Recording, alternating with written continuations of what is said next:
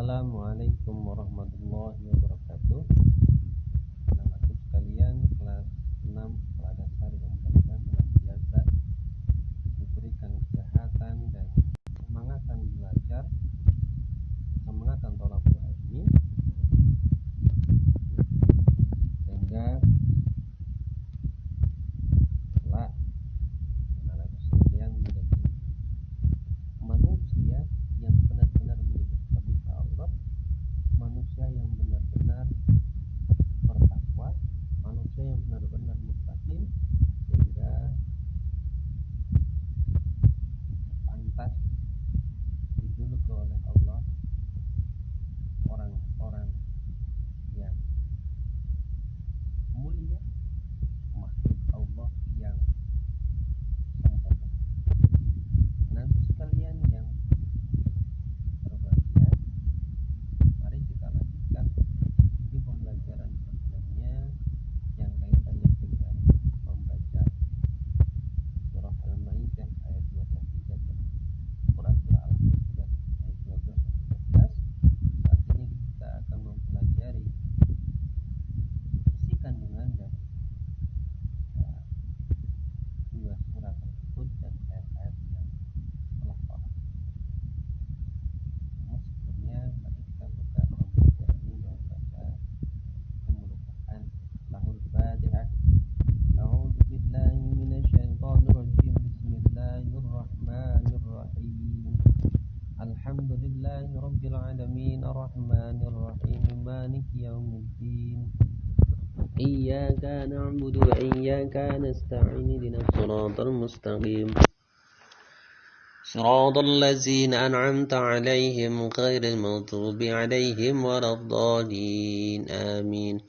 Raditu billahi rabba wa bil islami dina wa bi Muhammadin nabiyyan wa rasula. Rabbi zidni 'ilma warzuqni fahma waj'alni minas sholihin. Amin. Oke, kita lanjutkan langsung saja anak-anakku sekalian. Kandungan surah Al-Maidah ayat 2. Bahwasanya dalam surah ini berisi tentang ajakan tolong-menolong dalam mengerjakan kebajikan dan takwa. Dan jangan tolong-menolong dalam perbuatan dosa dan permusuhan. Nah, ayat ini memberikan perintah kepada kita, anjuran kepada kita, ajakan kepada kita semuanya umat manusia, terutama khususnya kita umat muslim, agar kita senantiasa tolong menolong, bantu membantu dalam hal kebajikan, dalam hal amal soleh, dan dalam hal ketakwaan, takut kepada Allah, melaksanakan perintah Allah dan menjauhi segala larangannya. Tolong menolong dalam dua hal itu yang diperintahkan oleh Allah dalam Quran surah Al-Maidah ayat 2 ini. Dan kemudian Allah juga berpesan kepada kita agar kita senantiasa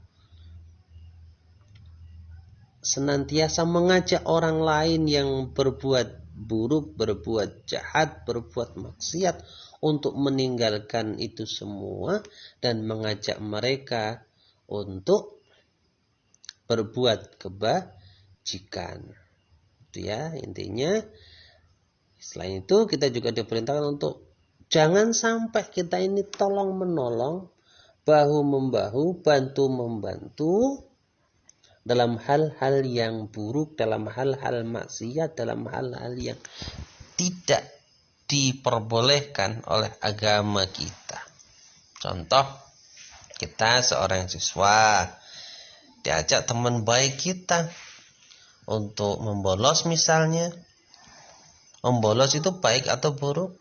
Iya, buruk. Nah, ketika itu buruk, kita diajak teman kita membolos, apa yang kita lakukan ketika kita sudah belajar surah Al-Maidah ini? Tentu saja kita menolaknya.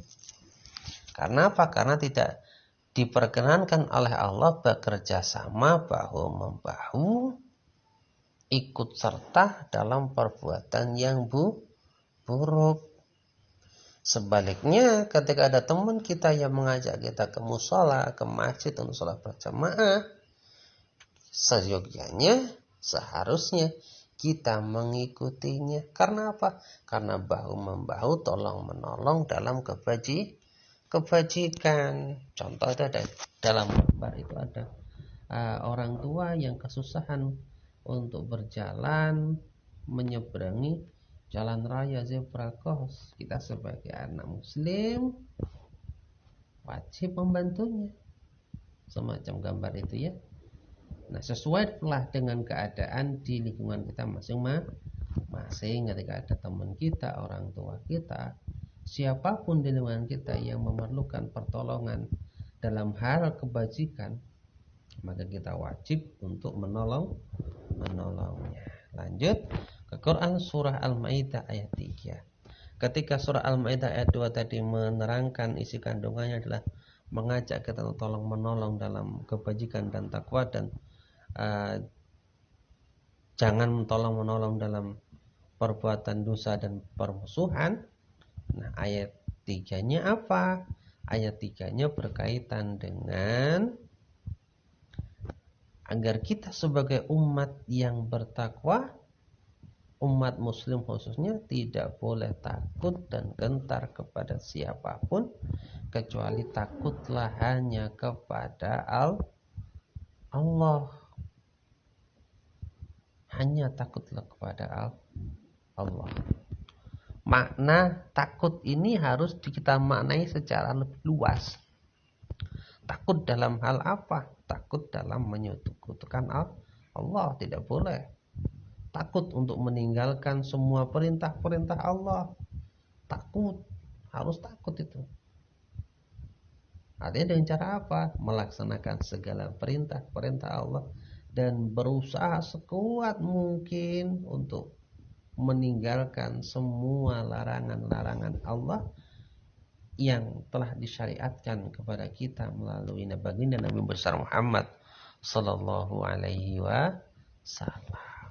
Takutlah kepada Allah, itu intinya dalam surah Al-Maidah ayat 3. Sekarang kita lanjut ke surah Al-Hujurat ayat 12. Nah, di dalam surah Al-Hujurat 12 ini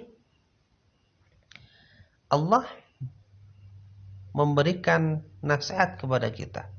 Jika kita beriman kepada Allah, janganlah berprasangka buruk. Ketika kita mengaku orang yang beriman nih, ketika kita mengaku kita adalah agama Islam, kita muslim, maka janganlah sampai kita punya sikap suka prasangka buruk terhadap orang lain, baik kepada guru, kepada teman, sebaya, dan siapapun itu tidak boleh berprasangka buruk. Menilai orang itu dari segi sudut pandang yang jelek, dari sudut pandang yang buruk, nggak boleh. Di samping itu kita juga tidak boleh mencari-cari kesalahan orang lain, ngorek-ngorek kesalahan orang lain gitu. Nggak boleh menggunjing.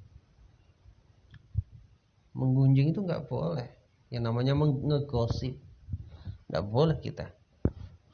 Artinya dalam surat Al-Hujurat ayat 12 ini, ketika kita mengaku sebagai orang yang beriman kepada Allah dan Muhammad itu utusan Allah, maka kita tidak boleh berprasangka buruk.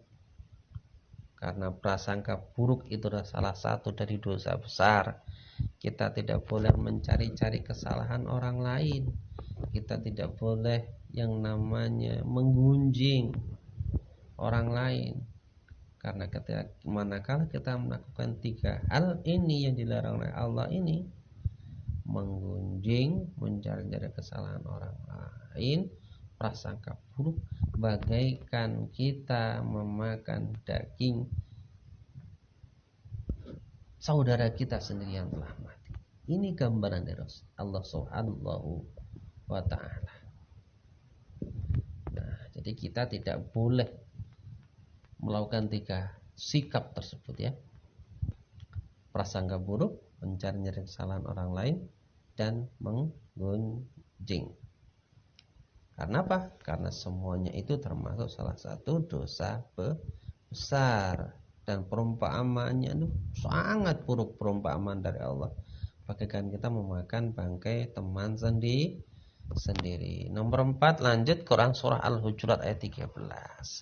Apa isi kandungannya dalam surat Al-Hujurat 13 ini? Allah menyatakan bahwa orang yang paling mulia di sisi Allah, kita nih dikatakan oleh Allah orang yang paling mulia di sisinya adalah orang yang takwa.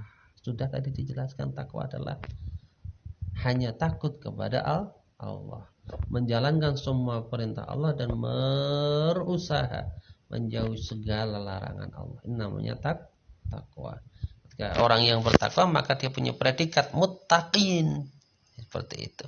Oleh sebab itu tidak ada artinya ketika kita menyembuhkan diri tanpa beribadah kepada Allah. Lanjutkan. Pada Quran surah Al-Hujurat 13 ini Allah menciptakan manusia terdiri dari laki-laki dan perempuan berpasang-pasangan sehingga berkembang biak memenuhi jagat raya ini. Untuk itu manusia itu punya kecenderungan, punya kesukaan, punya hobi.